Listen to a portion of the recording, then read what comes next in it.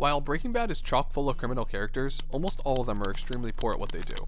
Whether it be Jesse, who is too innocent for the criminal world, Tuco, who cannot control his anger, or Walt, who is too self-absorbed to make the most rational decisions. However, there is one character who proves himself to be a better criminal than all the others, Mike Ehrmantraut. Let's talk about that. We were first introduced to Mike in Season 2's finale, where he cleans up Jesse's apartment after Jane's overdose. Saul Goodman was originally supposed to do this job, however Bob Odenkirk, the actor who played Saul, was unavailable for filming when they needed him. This led to Mike's character being created to fill in for this scene. It is hard to imagine the rest of Breaking Bad without Mike, had this simple incident not occurred. Mike Ehrmantraut is one of few characters within the show that remains very consistent throughout his time on the screen. Mike is through and through a criminal, and he isn't afraid of that title. Mike knows what he is and what he has to do. Characters like Jesse and Walt change in extreme ways throughout the show. On the other hand, Mike leaves just as he came.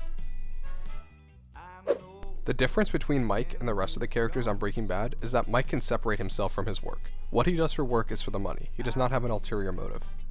To further explore this point, we can look to other characters from the show, like Walt.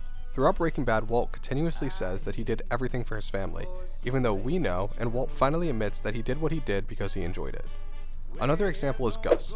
While Gus is certainly in the drug business for the money, another one of his goals was a revenge plan against Hector Salamanca, a revenge that ultimately led to his demise. Mike sets himself apart from these characters as he is within the criminal world with the exclusive goal of making money, not for an ulterior motive. While we don't know too much about Mike's early days, Better Call Saul does let us in on some of his backstory. We know that he likely served in the military, and after that he became a police officer in Philadelphia. While working as a police officer, we do know that he became corrupt. We don't know the exact reasons for him becoming a dirty cop, but from what we do know about Mike, we can assume he was doing it exclusively for the money. After his son's death, Mike would move to Albuquerque, where after doing small criminal jobs, he would wind up working for Saul Goodman and Gustavo Fring, which is exactly where we find him during the course of Breaking Bad. Referring back to the concept of Mike's character being consistent, we can observe his morals and the decisions that come from them. Mike is not the type of person who is unwilling to use violence, but this doesn't mean that he enjoys it or advocates for it. When we look at a character like Jesse, for example, murder is almost never worth it. Even in times where Jesse had to kill out of necessity, he would struggle to live with these decisions. On the other hand, we have a character like Tuco, a character who chooses to make points with violence, often when they are completely unnecessary. Mike certainly does not enjoy violence or murder, however, when he is put in a situation where he deems it to be his only option, Mike is able to live with that decision. The most obvious reason that he would feel this way about death and violence is due to his theorized involvement in the Vietnam War. It is very possible that Mike would be desensitized to violence to some degree, and is accepting of the idea of following orders, even though he might not agree with said orders himself. Mike's death is special because he is the first good guy to die out of the main cast. While Combo and Jane did die before Mike, neither one of them had the same character exploration and airtime as he did, making Mike's death the first devastating death for the viewer to witness. Mike was a fan favorite, which of course led to his death being extremely sad for many fans of the show. At the same time, his death was made even more tragic due to how unnecessary and avoidable it was. Walt had absolutely nothing to gain from his murder of Mike. It was a murder that was purely out of ego and anger.